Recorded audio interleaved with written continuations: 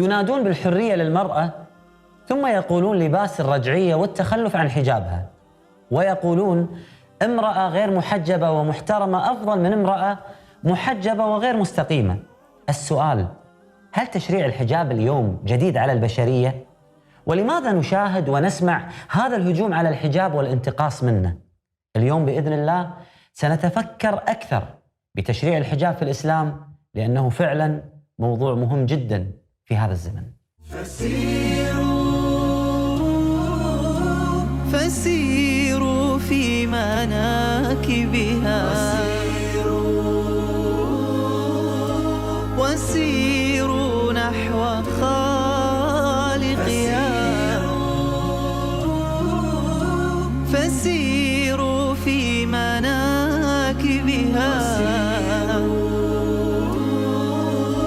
وسيروا نحو خالقها.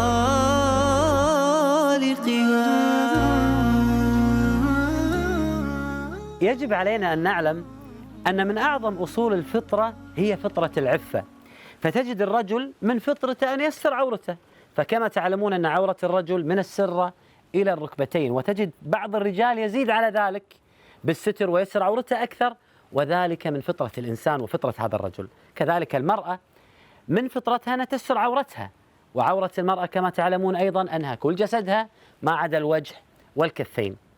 وبما أن هذا الستر وهذه العفة أصلا عبادة بشكل عام والحجاب عبادة بشكل خاص، كان من هم الشيطان أن يغوي الإنسان ويجعل هذه العبادة عادة، فإذا أصبحت عادة سهل على الإنسان أن يترك هذه العفة. الحجاب أمر رباني من الله سبحانه وتعالى، وقد قال الله سبحانه وتعالى: وما كان لمؤمن ولا مؤمنة إذا قضى الله ورسوله أمرا أن يكون لهم الخيرة من أمرهم. يجب أن تعي المرأة المسلمة أن الحجاب فرض ليس خيارا. هذه القضية يكاد تكون مسلمة عند أهل العلم جميعا في المذاهب كلها.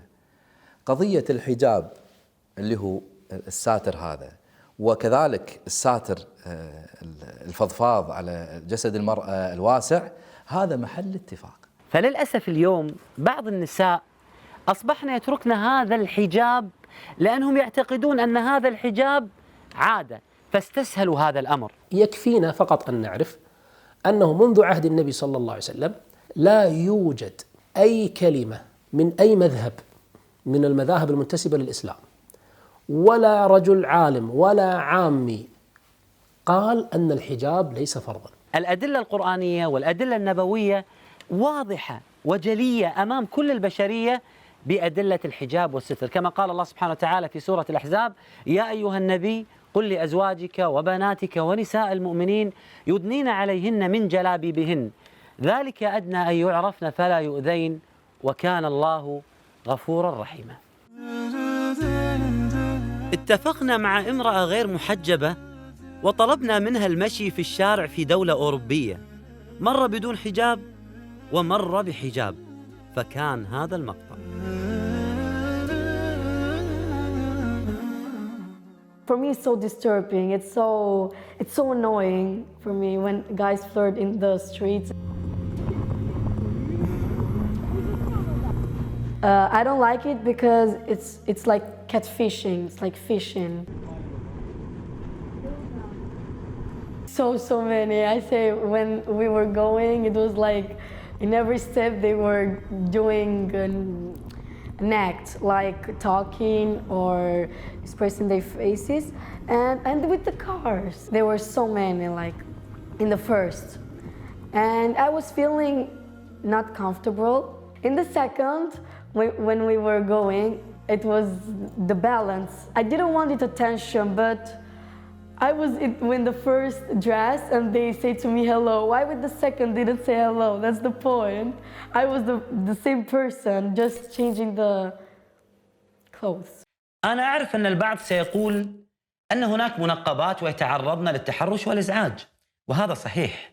مرضى القلوب كثر للأسف، ولكن كلما احتشمت المرأة كلما قل الأذى، وهذا ما بينه الله سبحانه وتعالى في سورة الأحزاب، فقال: يدنين عليهن من جلابيبهن ذلك أدنى أن يعرفن فلا يؤذين، أي يقل الأذى إذا احتشمت المرأة. الآية جدا واضحة. I feel so good because it's my first time that I dressed this, and it's like I feel so covered, and it's good because sometimes people have to cover it and to express their much more their kindest thing and not just of the body. ليس العجب ممن هلك كيف هلك، لكن العجب في من نجا كيف نجا. العجب في من ما زالت متمسكة بالحجاب ومعتزة به وتفخر بهذا الحجاب وسط عالم مليء بالعري، مليء بالهجوم، مليء بالتحرر. As a Muslim woman in the UK, it is very, very easy for us to be accepted by the non-Muslim community within our country, whether it is for work. I mean, I do a lot of trips work-wise, locally as well as abroad, and alhamdulillah, I have no problems at all. In fact, I find if you portray yourself as a Muslim, you get a lot more respect back. يعني وقوع الإنسان في المعاصي هذا سهل، الصعب هو كيف يثبت الإنسان على المبادئ. والأسباب التي أدت للتخلي عنه في العصور المتأخرة تعود إلى سببين رئيسيين. السبب الأول هو التأثر بالبيئة والمحيط، يعني كانت مرتدية للحجاب 10 سنوات ربما 15 سنة ما كانت تعاني من أي ضيق من الحجاب، فجأة صار الحجاب ثقيل بسبب تأثر معين بسبب وسائل التواصل الاجتماعي. كثير من الفتيات ممن نزعنا الحجاب يتكلن على العقل دون ما احترام للتخصص. فكثير من الفتيات يقول لك والله أنا قريت القرآن وقريت السنة وفتحت كتب الفقهاء ورأيت كلام الإمام مالك والشافعي وفلان وفلان وفلان، لكن ما اقتنعت. فتصور يعني جعلت نفسها تقول لي الإمام الشافعي لا أنت يبدو ما تعرف، وأنت يا مالك ما لا والله، والفقهاء كلهم كلامكم ما أقنعني يا جماعة، بهذه الصورة. فتقول إن الحجاب مو واجب ويمكن أنه خاص بأمهات المؤمنين أو أنه خاص بكذا، وهي تعلم أن هذا كذب، وإنما هي قشة تحاول أن توهم من حولها أنها تركت الحجاب من أجله. أو تقول لي الطبيب مثلا، طبيب القلب سيعمل عملية مثلا للوالدة، هي تقول والله أنا ما أشوف يعني في شيء يعني يستدعي أن نسوي لها عملية، أخاف يعني تتعرض إلى كذا، مو مقتنعة دكتور، ما راح أسوي لها العملية. هل يعقل؟ مستحيل. لا يوجد شبهة حتى لا ترتقي من وجهة نظري أن تسمى شبهة. الحجاب ليس فقط موجود في الإسلام، بل هو موجود في كل الديانات السماوية. هم تركوا هذا الحجاب تحريفا لكتبهم في الأماكن العامة وفي الشوارع، ولكنهم يلتزمون بهذا الحجاب في الكنائس وأماكن عبادتهم. إذا ذهبت تراهم يلتزمون بهذا الحجاب. عندما نرى عائلة نصرانية محتشمة أو عائلة يهودية مثل هذه الصورة، نعرف أن هجوم العالم على حجاب المرأة المسلمة ليس حبا في المرأة، وإنما كرها في الإسلام.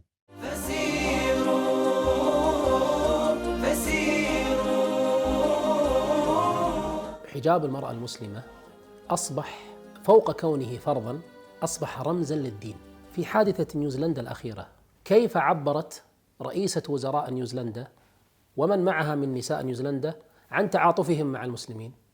من خلال ارتداء الحجاب. أهمية الحجاب بالنسبة للمسلمة كأهمية الصدفة المحارة للدانة أو للؤلؤة، كأهمية الجدار للبنيان وغرف النوم وعورات الناس. السؤال: لماذا فقط ينكر الحجاب على المرأة المسلمة؟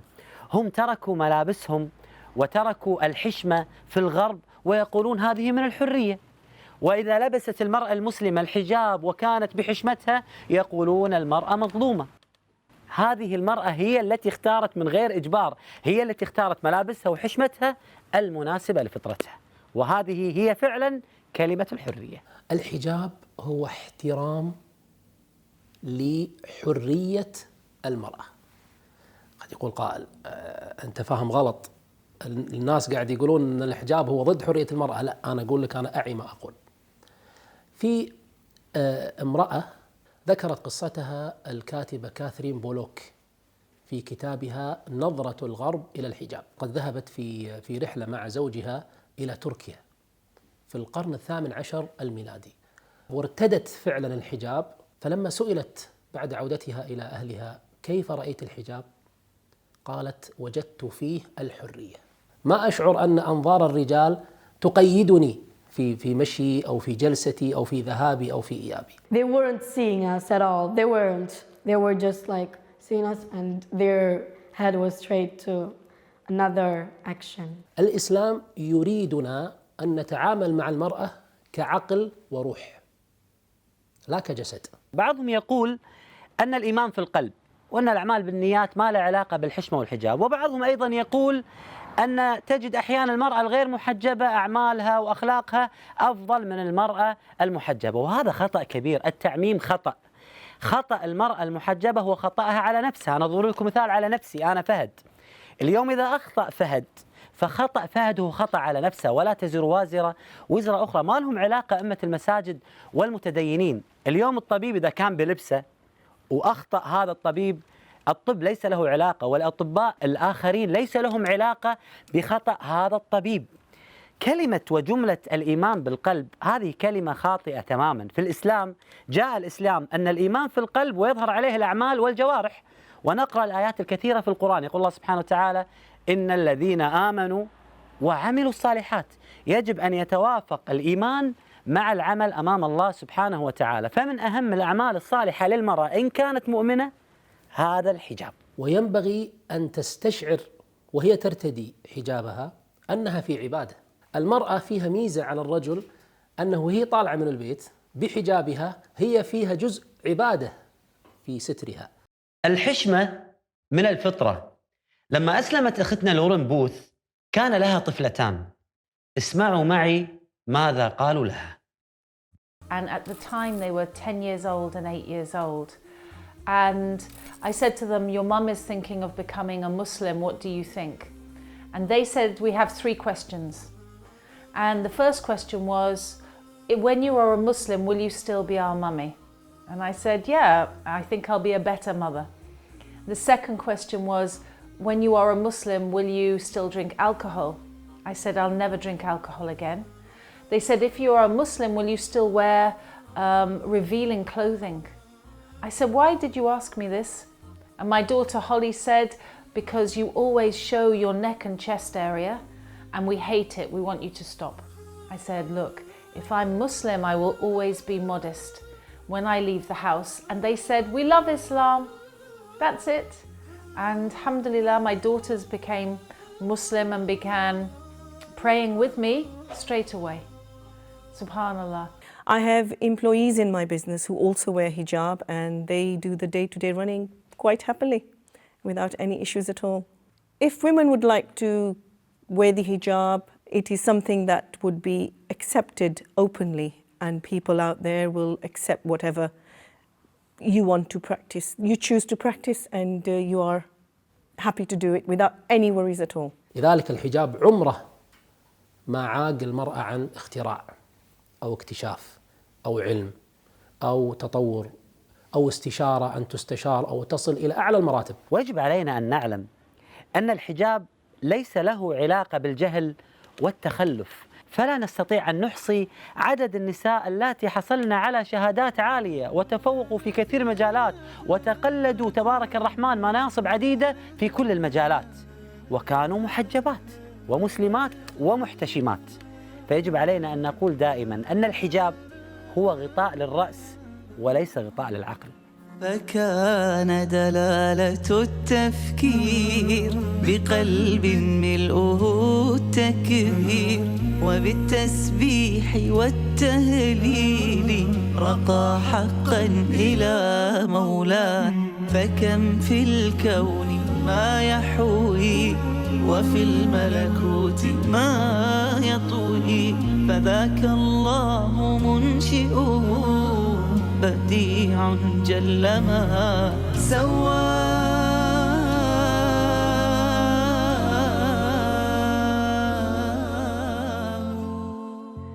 أختي المحجبة، ألا يكفيك أن تكوني كمريم عليها السلام؟ ألا يكفيك أن يشبهونك بخديجة رضي الله عنها وأرضاها؟ ألا يكفيك أن تكوني مثل فاطمة بنت محمد صلى الله عليه وآله وسلم، أنا أعلم أن بعض أهلك وأصدقائك يريدون أن يحبطونك ويشككونك في هذا الحجاب وقناعاتك. إذا وصلت إلى مرحلة الخوف دائما قولي هذه الكلمة: حسبنا الله ونعم الوكيل. بإذن الله سوف يذهب عنك هذا السوء. يقول الله سبحانه وتعالى: الذين قال لهم الناس إن الناس قد جمعوا لكم فاخشوهم فزادهم إيمانا وقالوا حسبنا الله ونعم الوكيل فانقلبوا بنعمة من الله وفضل لم يمسسهم سوء. وأقول لكل أخت تعيش في العالم وخاصة في الدول الغربية: إذا حاربوك وآذوك في حجابك قولي هذه الكلمة: توكلت على الله ربي ولله ما في السماوات وما في الأرض وكفى بالله وكيلا. هو الرحمن أكرمنا وبالتفكير أمتعنا بعقل فيه ميزنا وتلكم نعمة مزداد. رسول الله آواه بذاك الغار أعلاه وظل بقرب مولاه فسبحان الذي أهداه.